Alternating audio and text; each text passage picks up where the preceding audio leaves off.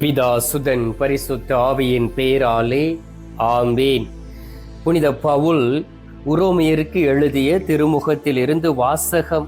அதிகாரம் 6 இறைவார்த்தை 23. பாவத்துக்கு கிடைக்கும் கூலி சாவு, மாறாக கடவுள் கொடுக்கும் அருள் கொடை நம் ஆண்டவர் கிறிஸ்து இயேசுவோடு இணைந்து வாழும் நிலை வாழ்வு. ஆண்டவரின் அருள்வாக்கு. இறைவா உமக்கு நன்றி. கிறிஸ்துவுக்குள் பிரியமான என் அன்பு சகோதர சகோதரிகளே, இன்று அதிகாலையிலே நம் ஆண்டவராகிய இயேசு கிறிஸ்துடைய பெயரினால் உங்களையும் உங்களுடைய குடும்பத்தையும் நான் ஆசீர்வதிக்கின்றேன். அன்பார்ந்தவர்களே, நாம் தாயின் கருவறையில் இருக்கும் பொழுதே ஆண்டவர் நம்மை பெயர் சொல்லி அழைத்திருக்கின்றார். ஒவ்வொரு நாளும் அவர் நம்மை பாதுகாக்கின்றார். நோய் நொடியில் விழுந்தாலும், மருத்துவர்களால் கைவிடப்பட்ட நிலைமையில் இருந்தாலும் ஆண்டவர் மறு வாழ்வை அநேக பேருக்கு கொடுத்திருக்கின்றார். உடல் சுமையோடும் பார சுமையோடும் உள்ள சுமையோடும் இந்த உலகத்தில் நாம் வாழ்ந்து கொண்டு இருக்கும் பொழுது ஆண்டவர் நமக்கு ஆறுதலாக கடந்து வருகின்றார். நம்மளுடைய சுமைகளை அவருடைய திரு சமூகத்தில் இறக்கி வைக்கும் பொழுது அவர் நம்மை பலப்படுத்துகின்றார், திடப்படுத்துகின்றார். அன்பார்ந்தவர்களே, ஆண்டவர் நாம் எல்லோருக்கும் ஒரு பரிசு தர காத்திருக்கின்றார். ஆனால் உலகத்திற்கு ஆண்டவராகிய இயேசு கிறிஸ்துவை, தன்னுடைய ஒரே பேரான மகனை ஒரு பரிசாக நம் தந்தை கடவுள் கொடுத்தார். ஒருவேளை நம் ஆண்டவராகிய இயேசு கிறிஸ்து இந்த உலகத்தில் கடந்து வரவில்லை என்றால் நாமும் நம்மளுடைய உறவுகளும் நம்முடைய நாடும் சோதோம் கொமோராவை போல மாறி போயிருக்கும். நாம் செய்யக்கூடிய பாவங்கள் எல்லாம், நம்மளுடைய அருவருப்பான காரியங்கள் எல்லாம் ஆண்டவருக்கு முன்பாக நிற்கின்றன. எனவேதான் சில நேரங்களிலே நம்முடைய ஜெபங்கள் கேட்கப்படுவது இல்லை. ஒவ்வொரு மனிதனுடைய அசுத்தங்களும், ஒவ்வொரு மனிதனுடைய பாவங்களும் கடவுளை வேதனைப்படுத்துகின்றது. அன்பார்ந்தவர்களே, நாம் பார்க்கின்றோம் சில சிட்டிகளிலே அல்லது சில ஊர்களிலே இந்த சாக்கடை கால்வாய் போகக்கூடிய இடத்தை நாம் பார்க்கின்றோம். தூர் நாற்றம் அடிக்கும். எல்லா வேஸ்டுகளையும், வீட்டில் உள்ள அனைத்து வேஸ்டுகளையும் கொண்டு அதில் கொட்டுவார்கள். அவை அந்த இடத்திலே நாறிக்கொண்டே இருக்கும். பாருங்கள், வெளிப்புறமான ஒரு காரியம், நாம் வாழக்கூடிய வாழ்க்கையின் காரியம் இவ்வளவு அசிங்கமாக இருக்கிறது என்றால், ஒரு அருவருப்பான செயல்களை நாம் செய்கிறோம் வெளித்தோற்றமாக என்றால், நாம் செய்யக்கூடிய பாவங்கள் உள்பூர்வமாக அருவருப்பாக இருக்கின்றது. அவை நம்முடைய ஆத்மாவை கரைப்படுத்துகின்றது. நம்முடைய ஆத்மாவை கடவுளுடைய வல்லமையில் இருந்து பிரித்து விடுகின்றது.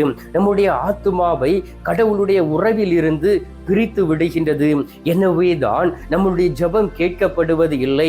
நம்முடைய வாழ்க்கையிலே ஒரு நல்ல ஒரு பரிசுத்தம் இல்லை.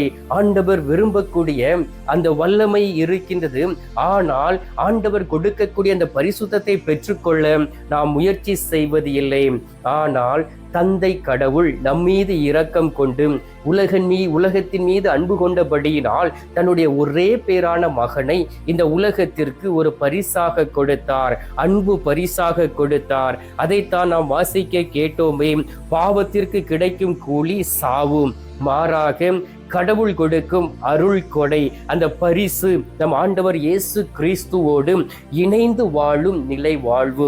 அன்பார்ந்தவர்களே, நீங்கள் ஒரு முறை ஆண்டவராகிய இயேசு கிறிஸ்துவோடு இணைந்து வாழ பழகிவிட்டீர்கள் என்றால் உங்களுடைய வாழ்க்கையிலே குழப்பம் இல்லை, உங்களுடைய வாழ்க்கையிலே பிரச்சனை இல்லை, உங்களுடைய வாழ்க்கையிலே கண்ணீர் இல்லை, உங்களுடைய வாழ்க்கையிலே சோதனைகள் இல்லை. சோதனை வந்தாலும் அதை தாங்கிக் கொள்ளக்கூடிய பலத்தையும் வல்லமையும் ஆண்டவர் உங்களுக்கு தருகின்றார்.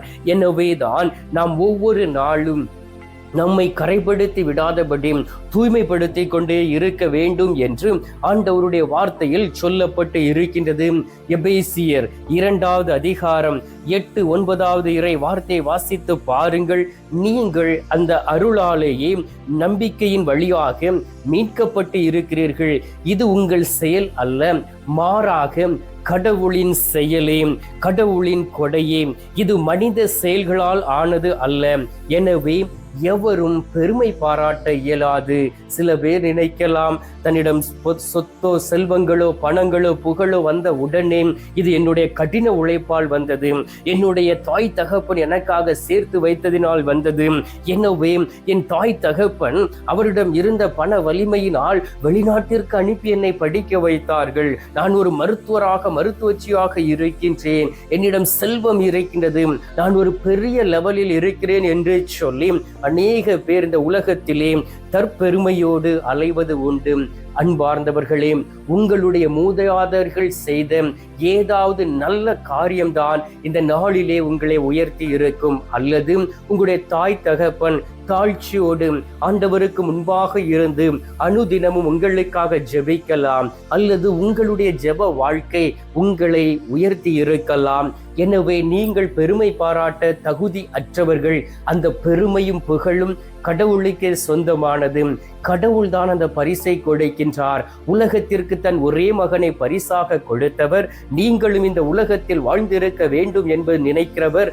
உங்களுக்கு எல்லாவித வல்லமையும் அவர் தருகின்றார். எனவேதான் 2 கொரிந்தியர் 9வது அதிகாரம் 15வது இறை வார்த்தை வாசித்து பாருங்கள். கடவுளின் சொல்லொன்னா கொடைக்காக அவருக்கே நன்றி உரித்தாக்குக என்றும், கடவுளின் சொல்லொன்னா பரிசுக்காக அவருக்கே நன்றி செலுத்துங்கள். கடவுள் நம்மை பாதுகாத்து கொண்டு இருக்கின்றார். நம்மை மட்டுமல்ல, நம்முடைய உறவுகளை பாதுகாக்கின்றார். ஒரு குடும்பத்தில் ஒரு ஜெபிக்கக்கூடிய மனிதன் இருந்தால் போதும், அவனால் அந்த குடும்பம் பாதுகாக்கப்படுகின்றது, அந்த குடும்பம் ஆசீர்வதிக்கப்படுகின்றது. எனவே தான் இந்த நாளிலே ஆண்டவர் உங்களை அவருடைய மகனாக மகளாக அவர் மாற்றி இருக்கின்றார். நீங்கள் வாசித்து பாருங்கள். யோவான் நற்செய்தி 1வது அதிகாரம் 12வது இறை வார்த்தையில் ஆண்டவர் மீது நம்பிக்கை வைக்கிறவர்களை அவருடைய பிள்ளைகளாக மாறக்கூடிய உரிமையை கொடுக்கிறாராம். இந்த நாளிலே நீங்களும் நானும் கடவுளுடைய பிள்ளைகள். நமக்கு அந்த உரிமையை கொடுத்திருக்கின்றார். நம்மை அவர் ஆசீர்வதித்திருக்கின்றார். புதியதாக பிறந்த குழந்தையாக உருவாக்கி இருக்கின்றார். ஆண்டவருடைய ஆசீர்வாதமும் ஆண்டவருடைய பலனும் நம்மோடு கூட தங்கி இருக்கின்றன. எனவே தான் தீத்து 2:11 வாசித்து பாருங்கள். ஆண்டவருடைய மீட்பின் அருள் எல்லோருக்கும் வெளிப்பட்டது என்று சொல்லப்பட்டு இருக்கின்றது. அந்த அருளை பெற்றுக்கொண்டு மகிழ்ச்சியோடும் சந்தோஷத்தோடும் ஆண்டவராகிய இயேசு கிறிஸ்துடைய பிறந்த நாளை கொண்டாட நம்மையே தயாரித்துக் கொள்வோம். அந்த பிறந்த நாள் மகிழ்ச்சி நாள், உலகத்திற்கு மகிழ்ச்சியூட்டக்கூடிய நாள், மானிட குலத்திற்கு மகிழ்ச்சியின் நாள், சந்தோஷத்தின் நாள், உற்சாகத்தின் நாள், அமைதியின் நாள் என்பதை நாம் அறிந்து கொள்ள வேண்டும். அதே போல் கடவுள் மனிதனாக இந்த உலகத்திற்கு இறங்கி வந்து அவரையே ஒரு பரிசாக கொடுத்த நாள் என்பதை புரிந்து கொண்டு நாம் இந்த உலகத்தில் வாழ பழகுவோம். இப்பொழுது நம்மையே அர்ப்பணித்து சில மணி துளிகள் நமது நடுவில் இருக்கக்கூடிய நற்கருணை நாதரிடம் ஜெபிக்கலாம். எங்கள் பரலோக தந்தையே, இயேசு கிறிஸ்துவை தூயனல் ஆவியே, தகப்பனே, இந்த அருமையான காலை பொழுதிற்காக உமக்கு நன்றி சொல்லி உமை துதிக்கிறேன் அப்பா. இந்த காலை பொழுதிலே உமது அன்பு பிள்ளைகளாகிய நாங்கள் உற்சாகத்தோடும் ஆர்வத்தோடும் உமை தேடி வந்திருக்கின்றோம். ஏனென்றால் நீர் மட்டுமே எங்களுக்கு மீட்பு தரக்கூடிய அன்பு தகப்பனாக இருக்கின்றீர். நீரே எங்களை உமது பிள்ளைகளாக மாற்றியிருக்கின்றீர். உன் தாய் தகப்பன் உன்னை கைவிட்டாலும் நான் உன்னை கைவிட மாட்டேன், என்னுடைய பேரன்பினால் உன்னை மீட்டு கொண்டேன் என்று வாக்கு கொடுத்தவரே, இந்த நாளிலே உம்மது வழியாக அந்த ரட்சிப்பு வெளிப்பட்டு இருக்கின்றது.